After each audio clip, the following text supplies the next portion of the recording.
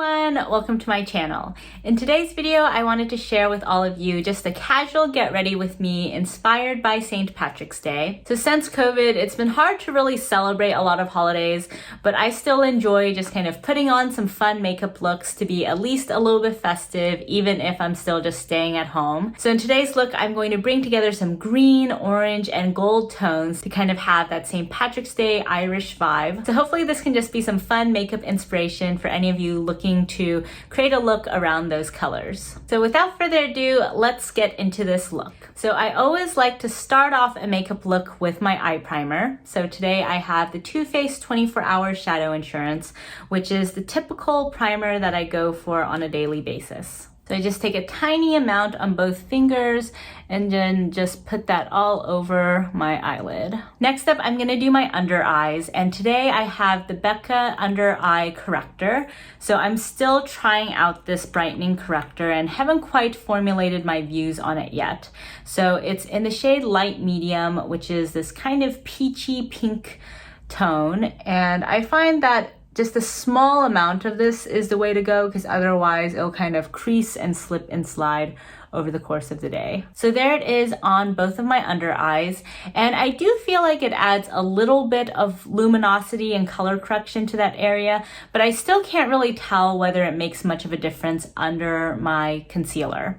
So you guys will have to tell me if you guys see any sort of difference. So now I'm going in with my Glossier Stretch Concealer in the shade G8. And I'm just dabbing that on my problem areas. And now I'm gonna go in with my M Cosmetics Daydream Cushion in the shade Sweet Secret. And I've actually been really liking this cushion. I'm normally not someone who likes putting product all over their face on a regular basis, but I found myself actually reaching for this quite a lot because it doesn't really feel like a whole lot on the skin. It does just feel like kind of another light layer of sunscreen, but it does kind of perfect my skin a little bit more. And so I like this on days, especially when I'm filming a video, just because I think it just evens out my skin tone a little bit more and just helps everything cohere a bit better. That's 2 light layers down. So now I'm gonna go in with my brows. And recently I've been really loving just using a brow mascara by itself. But for today's look, since it is gonna be a bit more colorful, I'm gonna go in first with a brow pencil. So I have here my little sample Anastasia Beverly Hills brow definer in the shade Dark Brown. So I'm just gonna use this little pencil just to help provide some more structure to my brows. On days when I am doing less of a natural look and more of kind of a colorful look, I do sometimes like to just use some brow pencil because that way I can guarantee that my brows are going to be bold enough to hold their own next to the eyeshadow. And I like how even though this is just a deluxe sample size, it still has a full-size spoolie, which is pretty convenient. And on days when I go in with a brow pencil, I usually just go in then with my Glossier Boy Brow because this is pretty much running out, so there's not a ton of product on this brush nowadays. But I like that on days when I already have put down a decent amount of pigment, because that way I can make sure it's not going to be clumpy or look too extreme. This is just gonna add a little bit of volume and fluff to my brows and just make sure that the brow hairs are more defined so it doesn't just look like I drew on my brows. Now we can go into the eyeshadow look, which is for me always the most fun part of any makeup look.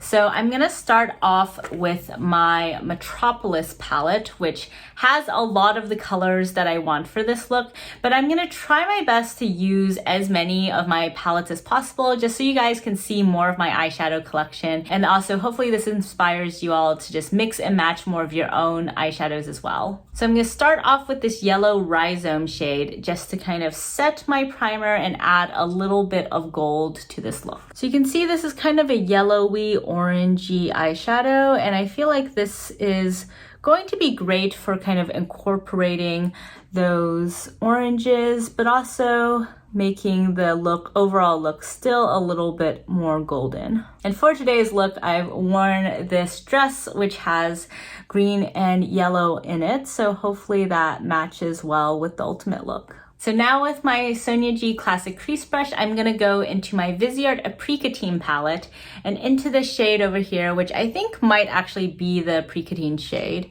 It's a really pretty satin orange.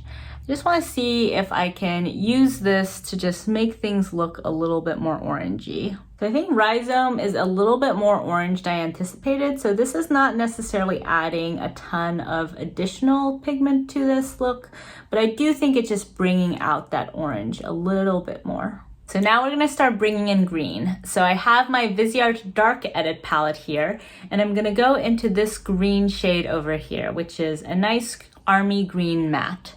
And I'm just gonna put this in the outer corner of the eye, and hopefully this reads as green even though it's layered over an orange. Alrighty, so this is starting to look a little bit more grungy and brown, but hopefully we can bring the green out more with this next shade. So I'm actually gonna first swatch two of Pat McGrath's green glittery shades so we can do some comparisons. So first off, there's Megabyte, which is this green shade in the Celestial Divinity Mothership Mega palette. So that's swatched here, and this is a really gorgeous green shade that does have a little bit of that gold to it. And then we have Gigabyte, which is in the Subversive Mothership palette. So let's see how these two compare. So that second one is Gigabyte, and I would say they look fairly similar. I guess Megabyte might be a little bit less golden and reflective. I think the Subversive one might be just a tad bit more green, but maybe we'll just use both of them in today's look so we can have them both featured. So I think I'm gonna put the Subversive one all over the lid and then incorporate some of the Megabyte on the lower lash line.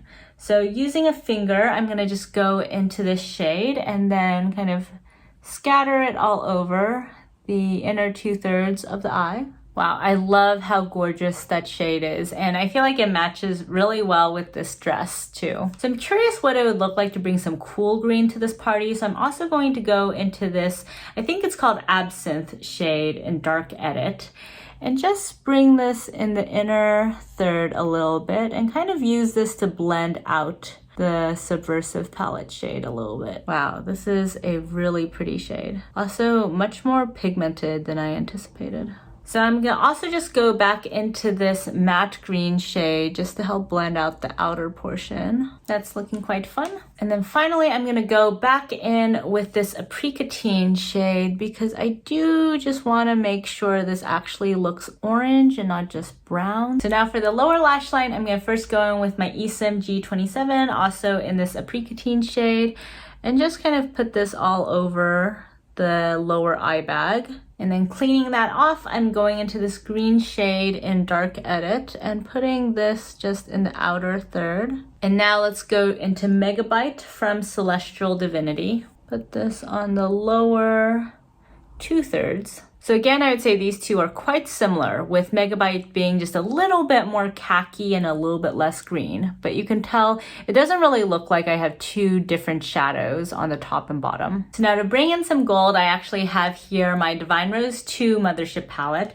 So I'm gonna go into this beauty over here, which is just a lovely baked gold shade. And so I'm gonna place that on the inner corner. And then wiping that off, I'm also just gonna take a tiny bit of this Bronze Rosé, which has a little bit of oranginess to it, and run this along the inner third of the lower lash line. And then for the brow bone, I'm gonna go into Skin Show Fever in Subversive, since this has a little bit of oranginess to it. And I'm also gonna take a little bit of that on the inner corner just to kind of diffuse the light there a little bit. All right, and now to finish things off, going back into Divine Rose 2, I'm gonna go into this Glitter Topper shade, which I feel like has a little bit of a golden bronzy sheen to it. So I think it'll go well, just kind of lightly scattered all over the center of the eyelid.